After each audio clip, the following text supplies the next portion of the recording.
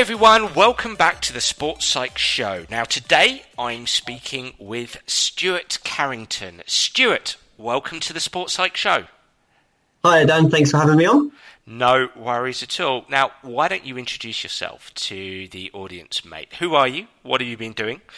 And what's going on in your life? Okay, great, thanks. So like you said, my name is Stuart Carrington. I'm a lecturer at St Mary's University in Twickenham in London in sports coaching science.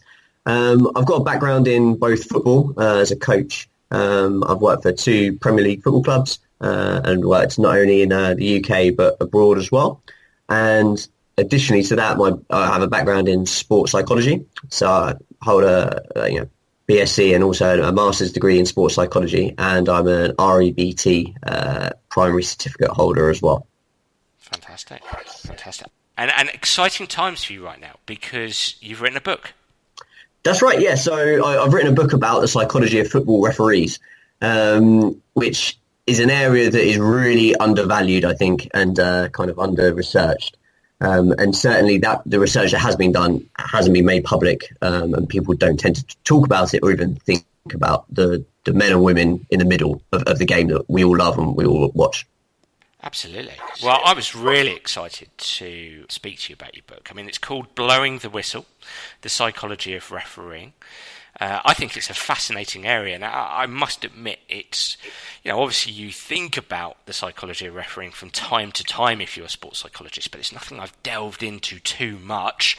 I haven't read that much about it, so it was like, oh wow, there's 280 pages of the psychology of refereeing landing on my doorstep here. This is brilliant. So, it's a really fantastic read, and there was so much rich material that we're going to go through today, which is really exciting. And I think it's particularly relevant right now, isn't it, mate? Because as we speak, there's enormous controversy. The season, the Premier League season, the 2019-20 season has just kicked off, and on the opening day, unsurprising, VAR, enormous controversy with VAR. Absolutely, yeah. So VAR is something that is touched upon when I write at the end of the book, because during the process of writing it, none of this had happened. So I guess this is one for the second edition, but VAR is just another example of kind of an intervention that is going to influence a referee. And it's going to be fascinating to see how that pans out. But you're absolutely right, that sort of word controversy comes up again and again and again. And I think what referees want to do is they want to apply the laws of the game as effectively and as efficiently as possible, and to cause minimal levels of controversy. It will stick with that word. And I think one of the things that I wanted to kind of point out in the book is that willingness to not create or cause controversy has a massive effect on their performance. Absolutely. Well, you start the book.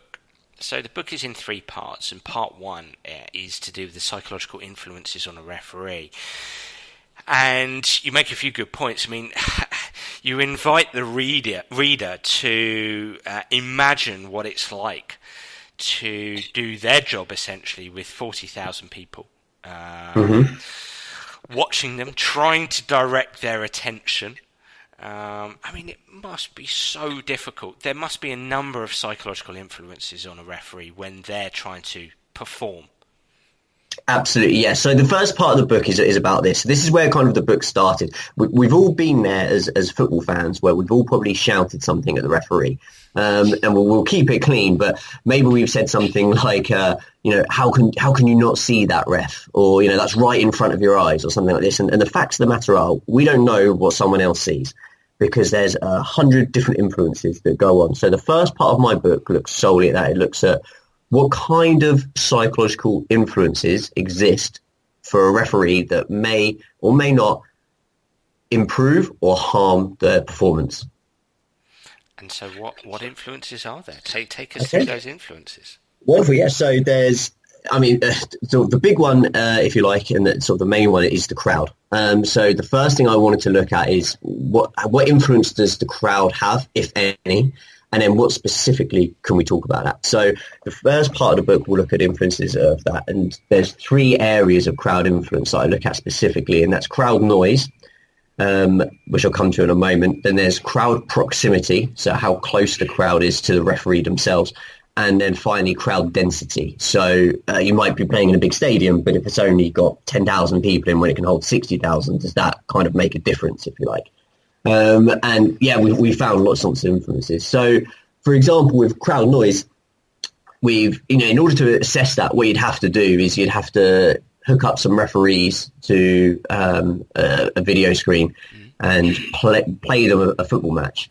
And you would have to give some of them the game with noise, where they can hear the crowd shouting and kind of appealing for things. And then you'd have to give some the game without any noise at all, it's completely muted. And lo and behold, there are some researchers that have done that. So I talk about this research quite extensively in the book. And what we found is that referees don't necessarily punish the home team or away team more in terms of foul giving. So that referees are actually very, very good. And I want to be sort of at great pains to say this because I don't want to come across like someone that's attacking referees. Far from it, actually. I have great respect for the job that they do.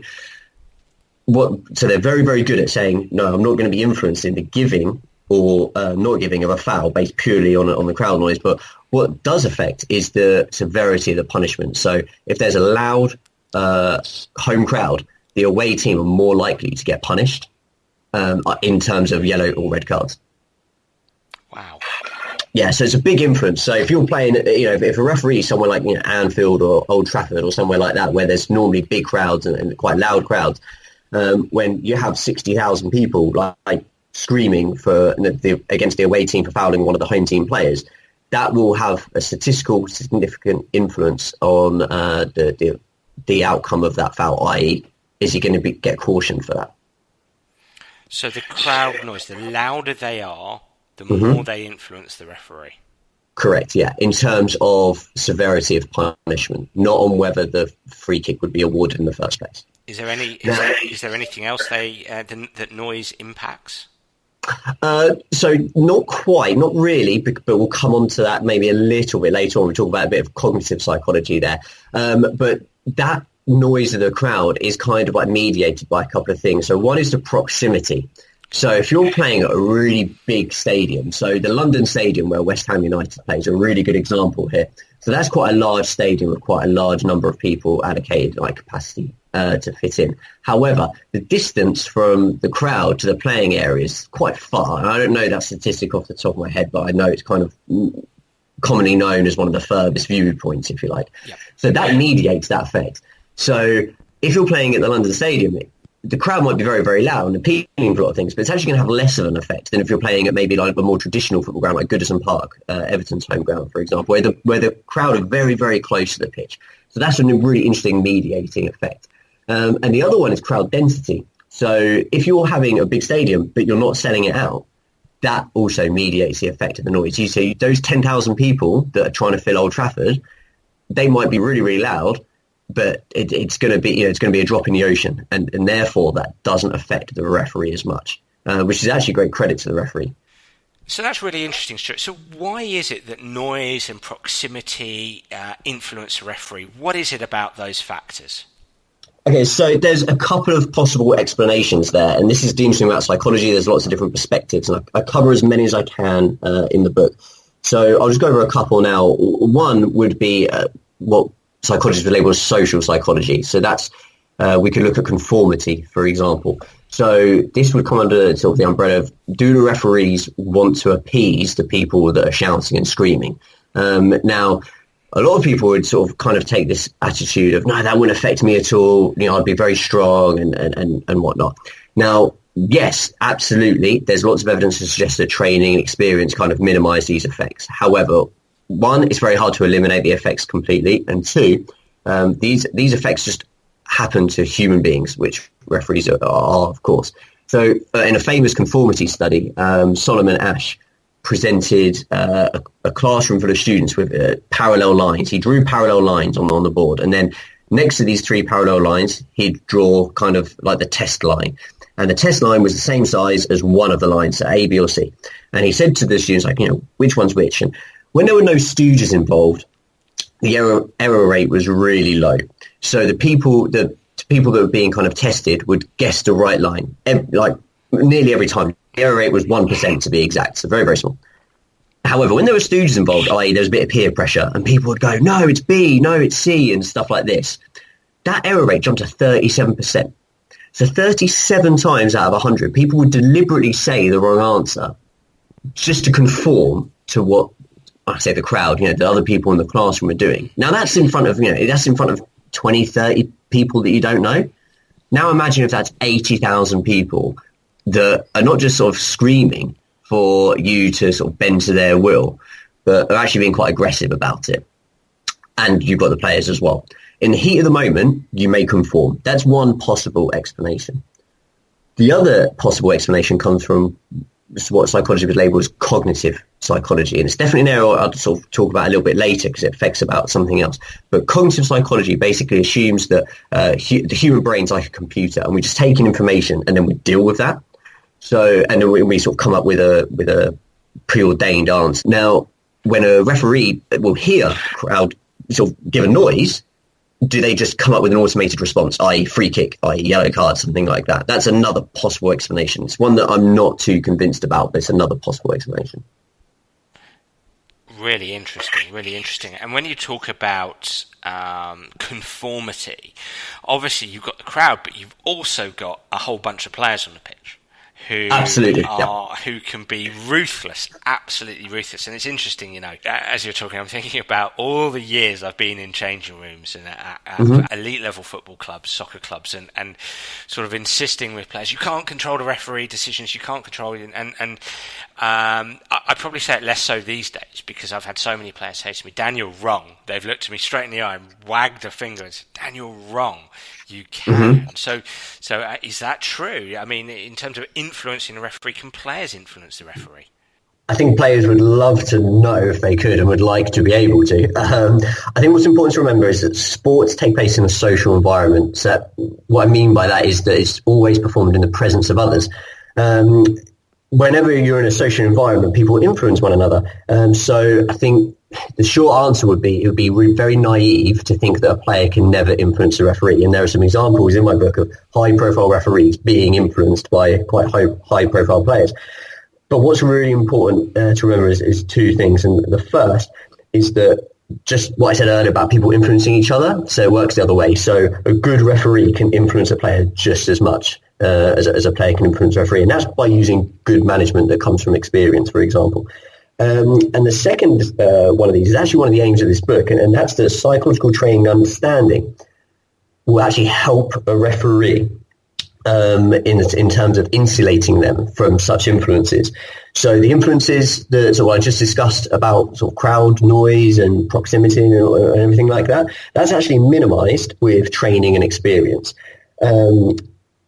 So if the more that a referee can understand the sort of psychological influence that they're actually under, it kind of protects them from that. So it just goes to show how important psychological training is for a referee. The other influence that I wanted to talk about, as opposed to just whether a referee gives a foul or a yellow card or anything, is time. And that's whether it's time added on. So you hear this term Fergie time is something that comes up in the press and the media a lot. And the important or interesting thing here is that there's no set rules of what a referee uses to allocate time added on. So often people think it's a substitution or a goal. You add on 20 seconds here, 30 seconds there, and there's nothing in the laws of the game to suggest that. What I found with the data is really, really interesting is that the most important influence on how much injury time a referee plays is the score line. So if a team is losing, if a team is winning. Correct, yeah. And most importantly, whether the home team is losing or winning. If the home team is losing by a margin of 1 goal, that is statistically the most likely scoreline that the referee will apply more time added on than normal. And does that interact with who that home team is? No, it does tends to be any home team. Unfortunately, the data presented, where I got that data from, it only looked at the top 6 clubs. So I wanted to look at like a big 6 bias. The frustrating thing is is by only looking at the top six. You can't really equate it to anything else. And also the data fell flat a little bit because they found that Chelsea actually, if they were losing by a goal to nil at home, or sorry, not a goal to nil, a margin of 1 goal, so they'd be losing 2-1, for example, actually they were getting less time than normal. So I don't think it matters if the team's like a traditional big team, or if it's a large amount of crowd noise or anything like that. It's just whether the home team is losing by a margin of 1 goal. Okay, and just, I mean, that's really, really interesting because obviously everybody always used to talk about Fergie time, right? Sure. But I mean, the thing there is that I guess the question is why? Like, why would a referee do that? Now, I mean, the first thing is they're not helped at all. So that we have to take this into consideration. It's very easy here. So the refs just want the home team to win or get a point or whatever. That's not necessarily the case. There is a psychological kind of explanation for this called charity bias, where a referee will, in an attempt to seem as impartial as possible, will try to be as kind to everyone as possible. And so they don't want to annoy the 60,000 people that are watching Manchester United at Old Trafford. Therefore, they will try to appease and say, if I give you another minute, you might score and everyone gets to go home happy. That's kind of one explanation.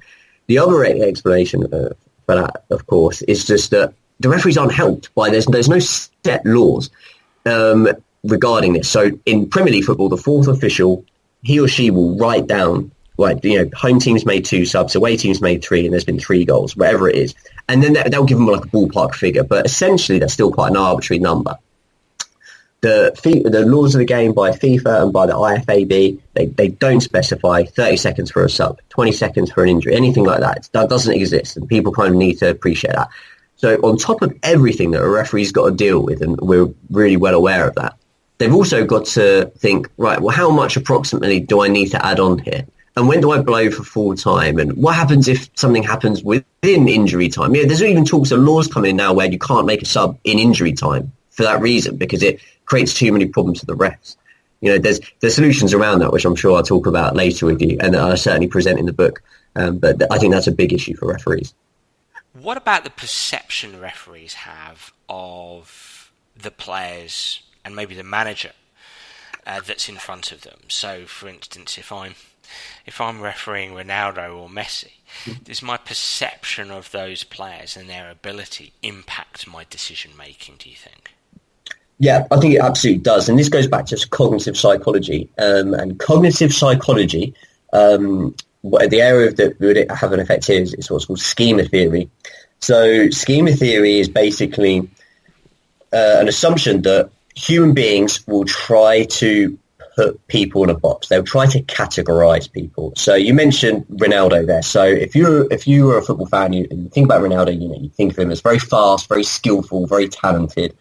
And therefore, if he was to go to ground after a tackle, he's so good. Well, surely that was a foul, because it's incredibly hard to tackle Ronaldo and to win the ball off him. And therefore, it might make it more likely that you're going to win a foul. Interestingly, it has more effect.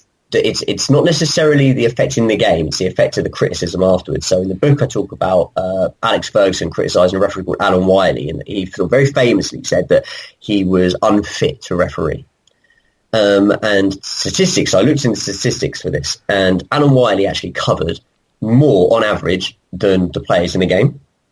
And he was never further on average than 17.7 metres from the ball. And the FA has a limit of 20. So that criticism is complete, like who he is. It's a complete falsification. And yet that criticism is what everyone associates Alan Wiley with. So criticism from a big name has a massive effect. Now, in terms of players, the really interesting thing there is not only schema theory. So do we feel that certain players have certain attributes? There was a really good example last year. So Manchester City were playing, I believe, against Newcastle. I might have that wrong. I certainly don't in the book. Raheem Sterling was fouled. And I correct myself, it was West Ham. They were playing West Ham. And Raheem Sterling is fouled. And everyone's like going, that's a penalty. And I remember looking at like updates on certain media outlets, and they're saying that's a stonewall penalty, it's a clear penalty, how has the referee missed that one, and things like this. And in the report the next day in one of the national newspapers, the reporter says, is it because Sterling is known as a diver? Now, that's a great example of schema theory in action. Does the referee think, right, this person here is a diver, and therefore if they go to ground, I'm not giving them a free kick? And certainly in the book, I talk about referee testimony to that.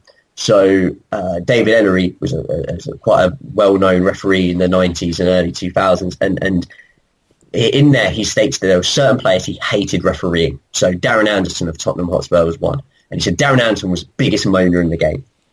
That's a good example of being influenced by a player beforehand because of their reputation.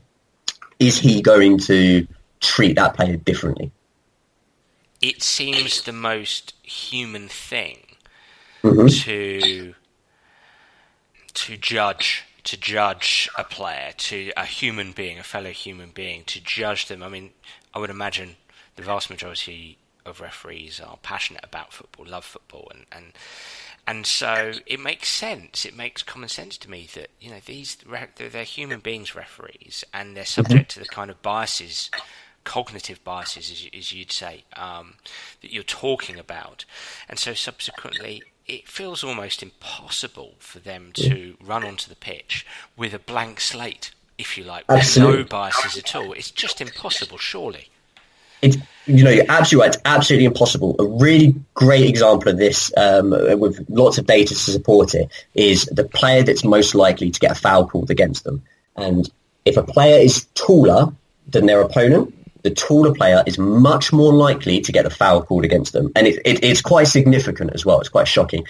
So it's not just if they're tall, it's the difference. So if a player is 6 to 10 centimetres taller than their opponent, the chance of the foul going against them skyrockets. It just absolutely skyrockets. And that's tested in Europe, that's tested in the Premier League, that's tested in the Bundesliga, that's tested in UEFA competitions. It just goes across the board. That comes down to socialisation. And what you said there was really, really key. It's impossible for a referee to enter the field having a complete blank slate. Now, because the referee might know the team. So at highest levels, they get to know the players. And again, referee testimony from high-level referees in the book shows that. It shows they state themselves, you get to know these people. You know whether they go down to ground easily. You know whether they're a moaner. You know whether they get on with it. They know if they're honest, like things like that. Or at least they believe these things. Now, on the other side, let's look at like grassroots referees. Grassroots referee, they might go onto a pitch and not know anything about the teams. So they don't know anything about the players and that. However, that doesn't mean they're a complete blank slate either, because they're going on there. They're going in there with certain socialization kind of rules, if you like, that have been socialized in them. So I spoke about height there. So one area of socialization is that we associate height and kind of build with strength and power. So if a player that's 6'2" jumps against a player that's 5'7", and the 6'2" player comes out on top and the 5'7" player goes to ground, instantly we're thinking, well, he must have used like kind of brute strength to push that player over because they're so big and strong. And the statistics, again, show that the shorter player is much more likely to win the foul. And that's a good example of how it's difficult for a referee to go onto a football pitch and be a blank slate and to judge everything completely impartially. And that's because they're human beings. On the subject of being human being, moving on to, you've talked about socialisation there, and moving on to part 2 of your book, individual differences and their impact on performance. Internal drivers must make a difference. I think it's fascinating that the very fact I want to be a referee, does that fact influence my decision making, influence my capacity to make effective decisions on the pitch? Yeah, absolutely. Yeah. So that part starts off by looking at motivation. So one thing there is that people need to understand is there's 2 really important things to consider here. The first is that referees love the game. You cannot be a referee, particularly a top flight or very experienced referee, without enjoying it. And the reason for that is it's not easy. It's in fact, it's incredibly difficult. And I don't mean the job, I mean to get there. For people that think it's very, very easy to get there, they should try it. that you have to be very committed and you have to show a lot of dedication. So you simply cannot do that without having a big, intrinsic love of the game. And in the book, I'll talk about the effects of intrinsic motivation. So people that are intrinsically motivated, they're least likely to drop out in the face of adversity. Do we think that referees face adversity a lot? Yes, of course they do. Every game. Do they make mistakes? Yes, of course they do. But people that really love doing something, they persevere with it. So there's that aspect of motivation that's really, really important. Yeah, it makes sense to me that the motivation piece here is really, really important.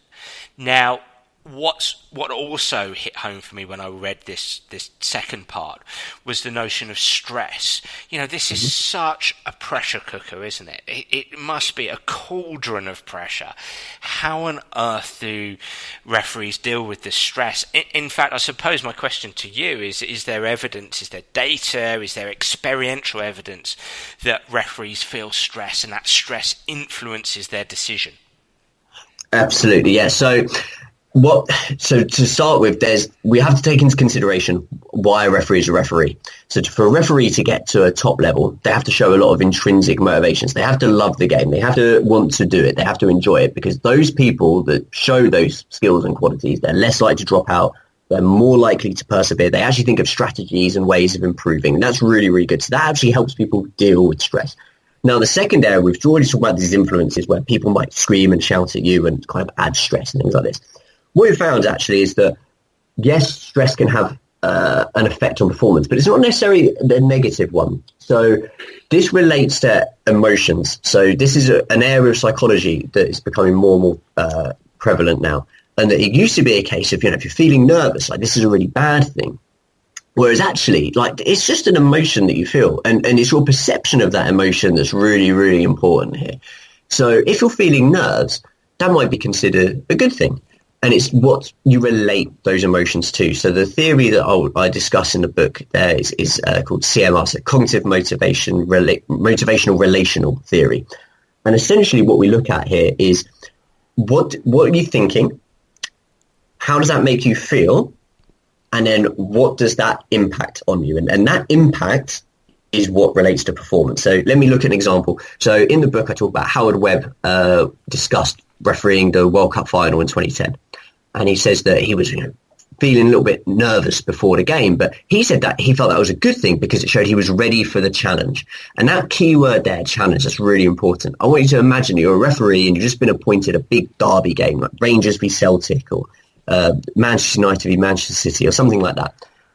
You may feel nervous. You probably would feel very nervous before that. But some people might feel, this is going to hurt my performance.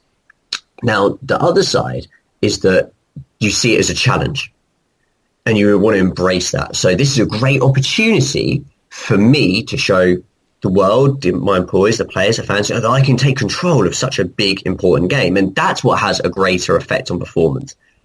In the book, I talk about some quite fundamental theories of sports psychology and the effect of stress, and one of which is drive theory.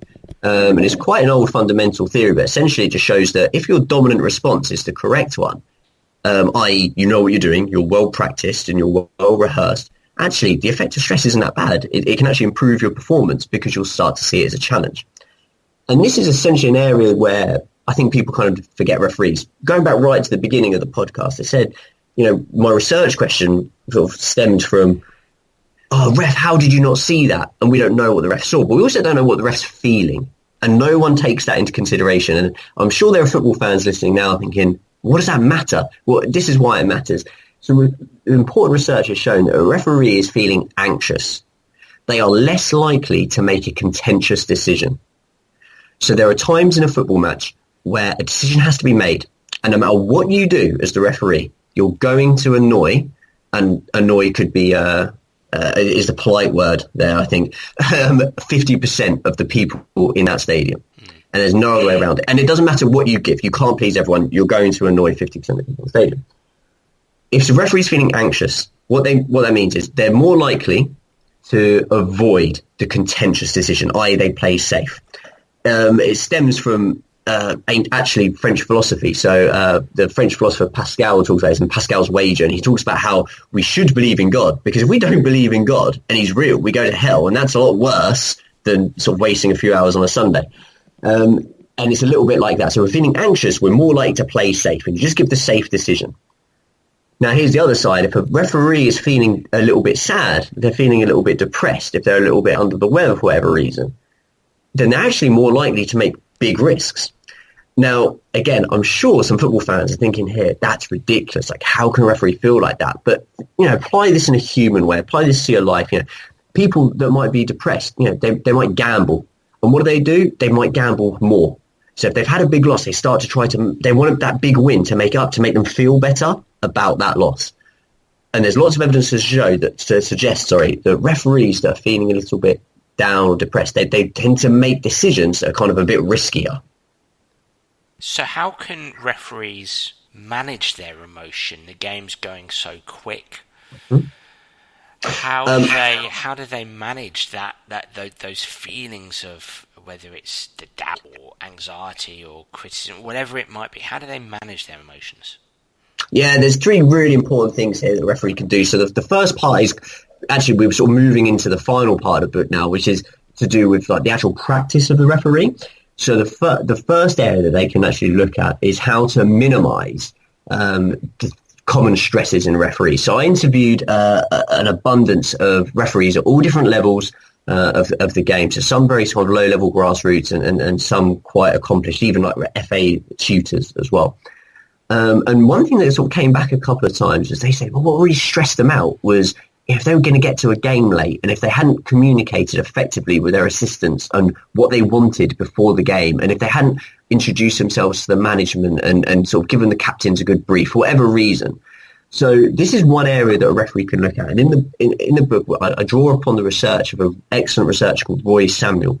And Roy Samuel has developed kind of a pre-match routine, if you like, or a psychological framework for referees to work to. And it starts right at the beginning of allocation of match. So what do you do immediately? You would start to look at distance travel to the game, or what time would you have to leave? Who do you need to speak to? What colours are the teams wearing? Things like that, just to make sure everything goes as smoothly as possible, just to not to add any additional stress, because you're going to experience some during the game. The more prepared we feel, the better we feel we're going to perform. So there's areas like this. Now, another really interesting area that might go into kind of the actual game itself might be to apply something that I mentioned right at the beginning of the podcast, which is rational emotive behavioural therapy. And this essentially means two things. One, are our feelings rational? So a referee might feel really nervous because they're thinking, I have to get every decision right or I'm a failure. And that's not true.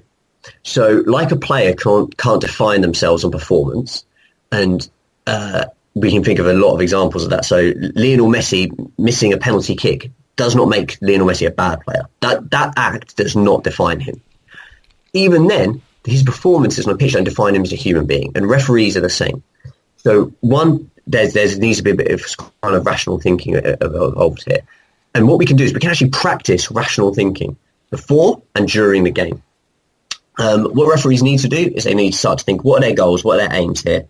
And are their thoughts and feelings before the game and during the game helpful? So are they pragmatic? So do they actually help them referee the game better? And often those feelings, the answer is no. If it's a case of, if I have a bad game, the crowd are going to shout nasty things at me. Okay, well, that might be true.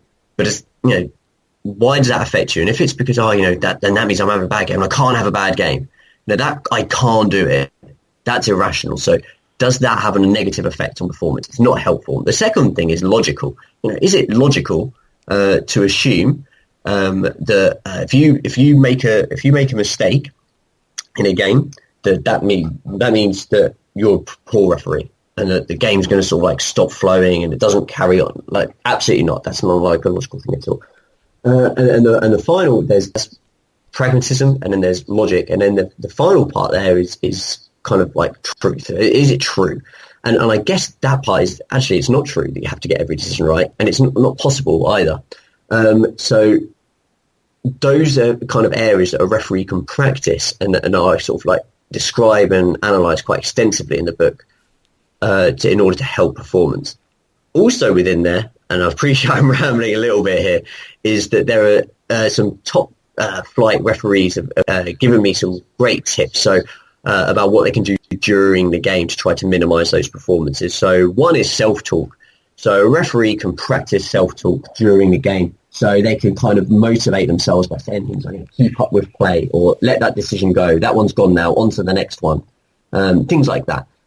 Saying things like that it's almost like a trigger. It's a verbal cue for the referee internally to say what you're doing as well. And finally, the end part is social support. So, actually talking to referees after the game about performance and actually reflecting and analysing and just understanding these influences that are laid out in the book will actually help people understand why they do things. It's a performance, isn't it? It's a performance. It's a lot of what you're saying is how a sports psychologist would work with a player. It's your performance moment. So for a referee, their performance moment is out there just like it is for a player out on the pitch. So having the capacity to have a mental framework. You said a lot of things there in terms of how a referee can prepare. So engaging in some mental contrasting, thinking about the things that can go wrong, think about the triggers out there that might cause anxiety or stress, might cause a negative emotion. And then when they're out there, the utilisation of self-talk and other sports psychological techniques, it's fascinating. It's ultimately, being a referee out there, it's a performance. That's exactly right. And it's really interesting you bring that up, because one of the key things, I looked at research, sports psychology research, that will look at what might affect a player or affect a coach. And what I highlight is that actually the things that affect a player and the things that affect a coach are exactly the same things that will affect a referee. And again, just because maybe they're undervalued or underappreciated or misunderstood, or maybe a combination of all three, we don't really look at that.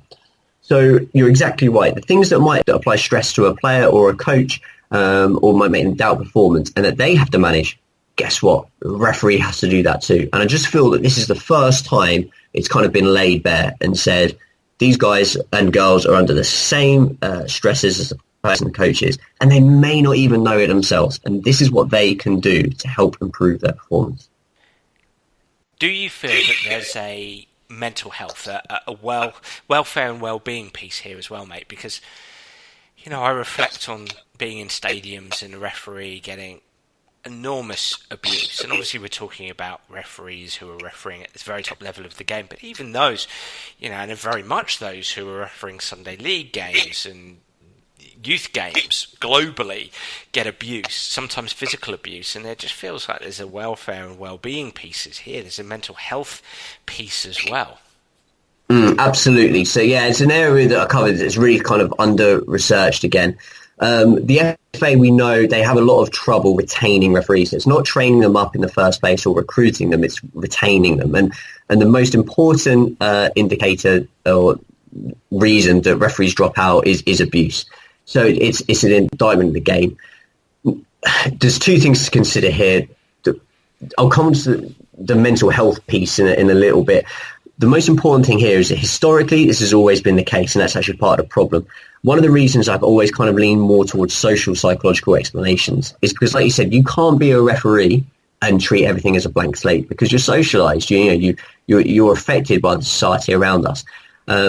Referees have not been trusted kind of ever. The reason we have referees is because it used to be the captains to just kind of make the decisions. And as the game kind of got a bit more professional, it was seen as, well, we kind of need a neutral person here. But we still have this kind of amateur ideal of Corinthian spirit, if you like, that, well, we shouldn't really need someone to do this. It should be kind of an on-honour system. Now, we know that would break down. And yet the people in the middle are still kind of mistrusted. There's still that kind of deep mistrust. And importantly, that's cross-culturally. So although there are some nations that report very low levels of referee abuse, that abuse is still there. That's kind of first of all. And the second thing, I guess, is where that leads to. And you're absolutely right. There is a big mental health area there. And there's two reasons for that. One, because it's frankly not very pleasant. And two, there's a lack of support for referees. Referees consistently informed me that they feel a lack of support from county FAs, from the national governing body themselves. If they're just expected to deal with it. And there's also an attitude of the players this is what you signed up for. You signed up for me to yell at you for 90 minutes and to try to intimidate you both verbally and physically. And if you don't bend to my will, then it's going to get worse. And if you can't handle that, you shouldn't be doing the job in the first place. And this is just where, like we talked about socialization earlier, this is really important for me. We talk about like other sports. So one that always pops up is, why can't the players in football respect the referee like in rugby? Well, actually, all sports have got issues. One, that's not to say that referees in rugby don't suffer the same thing. But also, this is just what footballers do, because it's always been the case. And there needs to be concerted efforts to try to change that culture. Because unless that's not changed, the convention's not going to change. So people don't see it as a question of morality. This is the scary thing. They see it as, it's not immoral to shout and scream at a referee. It's convention. This is what we do. Whereas in cricket, I might sandpaper a cricket ball. Like, that's what we do. I don't yell at the umpire to cheat. What I do is to try to manipulate the ball. In American football, we had Deflategate, the Tom Brady decreasing the pressure of the American football, things like that. In football, it's, I shout and scream at the referee. And so it's not seen as immoral. And that really needs to change, because some of the stories that are highlighted and how it might affect referees are quite harrowing. And we see it in football quite a lot. We've heard big name players like Danny Rose and Chris Kirkland, for example, have spoken about things like depression, anxiety affecting their mental health. And then Burton Albion player Marvin Sordell spoke about it as well. And they actually said that clubs need to appoint someone in charge of mental health. And yet, the referees, they're just expected to get on with it.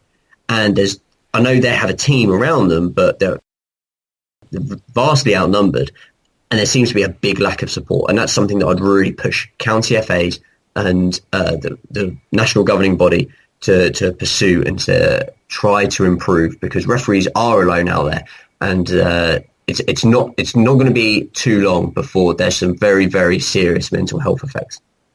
It's a cultural thing, isn't it? It really is. It's so ingrained in our society, sporting society, footballing society, that this is what we say and this is what we do. This is how we behave around referees. It's okay to abuse them, essentially, verbally. With that in mind, what message would you give to supporters with regard to that? What would you, given your research over the last couple of years to write this book, what would you say to them with relation to being a great supporter of football? Yeah, the most important thing I would say, or what I'd urge fans to do, and again, the final part of the book is about this, is first of all, educate yourselves on the laws of the game. A big issue is that not enough people actually know what they're criticising a referee for. So why has the referee done this, and why has he done this, and why has she done that? And actually, there's a very, very good reason for that. You may disagree with those reasons, but once you understand them, you kind of at least see where they're coming from. Additionally, there's a big responsibility that has to be played on a part of the media. So the media need to understand that when they criticise a referee, that referee has made, on average, they make about 250 to 350 decisions per game. Okay, the FA will say they make a decision every 12 seconds. It stands to reason you're going to get one or two of those wrong, particularly when they're not obvious. So when those ones go wrong, and they're really heavily criticised for it, let's put that into perspective. In the last World Cup, referees got 92% decisions correct, and with VAR, that shot up to 99%. And yet referees are still critiqued, number one. Second of all, they're critiqued for things that actually they're right to do. A really good example is a player taking a quick free kick. But the referee has already told them, wait for the whistle. If you take that quick free kick, it's like deliberate deception, it's unsporting behaviour. It's a yellow card. They're going to be cautioned for it. And fans and the media often don't understand that. And so I think by kind of understanding the laws of the game, you really appreciate your tolerance. And that's one of the aims of the book, I hope, is to say, yes, like referees, they're human beings. They're going to be influenced by these sort of myriad of things. And I try to be as balanced as possible. I don't want to sort of come across as, everything the referee does is right and that's that. Because, of course, they make mistakes. And they're human and they're affected by all these things. But at the same time, by understanding that, we can maybe regulate our own emotions to tolerate them more. Referees are fantastic at regulating their emotions. They're very tolerant people. They understand the passion that fuels the game. They don't want to send people off. They don't want to go out there and start branching cards. They don't want to ruin the game at all. They want people to enjoy it and they want it to flow. And I think sometimes fans need to actually practice what the referee does and temper their emotions and regulate the feelings that they're experiencing in order to help the referees do what we all want, which is an entertaining and fair game of football. Well said. Well said. That's fantastic. So, Stuart, in my world as a sports psychologist, a lot of what I'm doing is I'm helping players prepare to play, prepare to compete. And obviously, as a sports psychologist, that's going to be largely from a psychological perspective. So are there things that referees can do to prepare to referee that might have a psychological orientation? Yeah, absolutely. I mean, if you're coming from a coaching perspective with players, right? So would you ever recommend that a player doesn't sort of prepare psychologically or do like a warm-up that doesn't kind of initiate some psychological thought about what they're going to do? Would you ever do that? Personally, no. I mean, there are a lot of players who don't have a psychological warm-up, but I would certainly recommend that they always do. Okay, so that's exactly the same for the rest. So let me ask you a question, Dan. If you were to split up a football match into 6 15-minute periods, okay, so first 15 minutes, second 15 minutes, and so on and so forth, which one of those assistant referees would report the most errors in? Oh, I would say it would surely have to be the last 15 minutes because they're fatigued, or so I'll go for two here, the first 15 minutes because they're not necessarily into the game. They haven't necessarily warmed up their cognitive processes, as we might say. Cool. So the first answer you gave is the one that everyone gives me. Everyone's like, yeah, it's got to be the last one. And they give me exactly the same reason. They're tired, and that's when you make mistakes. No, that's actually, you're showing your psychological credentials there because, it's the first 15 for the exactly same reason you said. It's the first 15 minutes. So in the first 15 minutes of the World Cup in 2014, when this study was done, that was when assistant referees, I should say, showed the most errors in judging offsides. And that's because cognitively, they haven't prepared to judge depth perception, speed, like overlapping runs, trying to focus on the sight of the ball, maybe leaving a player's foot to the run of the player, all those things, exactly what you just said. So it just kind of really emphasizes the importance of psychological preparation. So going back to your question, is there anything they can do? Yes, they can. And there's actually some quite very simple, relevant things. So the first is actually just to warm up in your relevant area. So we never see an assistant referee warming up on the side of the pitch looking across. Well, why not? Because that's where they're actually going to be performing their actions and their skills. So that'd be the first thing. And the second thing is, like, nowadays with technology being as it is, why aren't they doing perceptual warm-ups in the dressing room before the game? Brilliant. Well, look, Stuart, thanks so much for your time. And that book you've written is called Blowing the Whistle, The Psychology of Refereeing. Has that been released, Stuart? Has it got a release date? It does have a release date. It will be reduced. I hope it's not reduced. It will be released very soon. We're looking at early September. Fantastic. And reduced in October? Not really. I hope not. No. Early September, and well, this podcast will be going out at around about that time. I think you've teased everybody enough there in terms of its content. And one of the things I actually said to you off air was what I loved about reading this book was that all of the psychological theories that you've packed in to each part 1, part 2, part 3, it's like the fundamentals of psychology and sports psychology. I mean, there's stuff that I just think is so valuable for coaches and players. You know, so if coaches and players are interested and they want to buy this because they're interested in psychology of refereeing, which I know many are, they'll also get a great deal out of it for themselves as people and also as players and coaches. So I think it's an essential read if you're interested in psychology and sports psychology.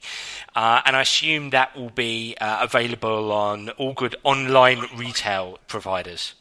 That's right. Yeah, it will be available on the normal online retail providers and also via the publisher's website direct. Perfect. Brilliant. Well, look, Stuart, thanks so much for your time. And where can people get hold of you? Have you got a social media presence and email address? I certainly do. Yeah. So on Twitter, my handle there is Stu Carrington 07, and I'm more than happy to discuss the influences and what sort of things I found out in the book, and you can have more links to the book on there. But also, people feel free to email me. That's Stu_Carrington07 at yahoo.com. Stuart, fantastic. Thanks so much for joining us today, mate. Thanks for having me. It's been a pleasure. Well, everyone, that was Stuart Carrington, who's written the book Blowing the Whistle, The Psychology of Refereeing. I really enjoyed the book and took a lot from it. Not just in terms of refereeing, the psychology of refereeing, but also for myself as a psychologist. It was brilliant. And I really enjoyed that podcast, and I'd love to hear what you, the listener, thinks. So please do get in touch via Twitter or Facebook or through my website, danabrahams.com, to tell me what you think of the Sports Psych Show, and if you do have any suggestions, I'd be delighted to hear them. I'm really looking forward to next week's episode. Bye for now.